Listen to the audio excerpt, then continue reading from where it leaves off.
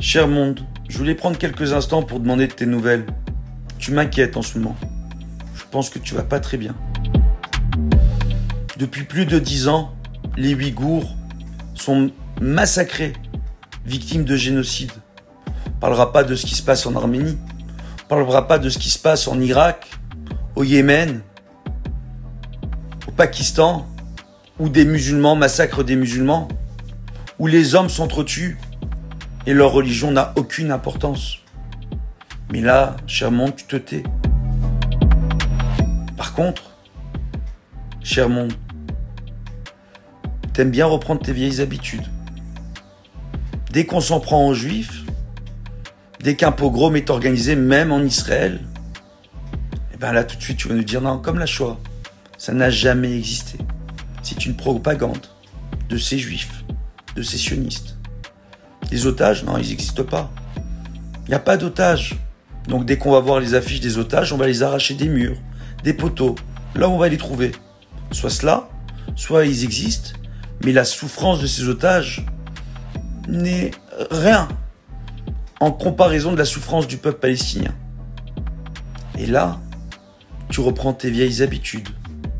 Des croix gammées, des étoiles de David, sur les commerces et foyers des Juifs, sur la porte d'une maison à Lyon, où 3 hommes se sont infiltrés par effraction afin de poignarder à 3 reprises une jeune maman qui a commis pour seul crime le fait d'être une mère, mais une mère juive. Encore une fois aux États-Unis, encore une fois une femme, encore une fois une jeune maman, poignardée devant une synagogue.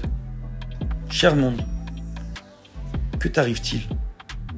Depuis quand cautionnes-tu les attaques et les massacres gratuits de civils qui n'ont rien à voir avec les conflits partout dans le monde? Et en plus, tu les encourages sous prétexte de défendre la population palestinienne. Cher monde, j'aimerais te rappeler que dans le Coran lui-même, Moussa, le prophète juif comme tous les prophètes du Coran, lorsqu'il sort les Hébreux d'Égypte et qu'il les amène sur la terre promise, cette terre promise dans le Coran s'appelle la terre d'Israël. Cher monde, j'aimerais te rappeler que le Coran lui-même reconnaît un droit de propriété des Juifs sur la terre d'Israël. Mais passons ce détail religieux, car il n'a pas vraiment d'importance ici. Cher monde, j'aimerais arriver à comprendre. Quand allons-nous voir réellement les hommes se soulever contre toute forme de violence dans ce monde?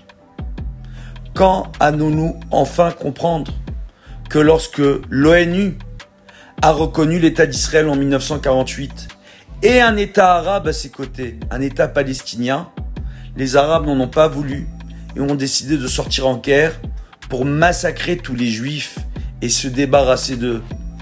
De la rivière à la mer, la Palestine sera libre de toute présence juive.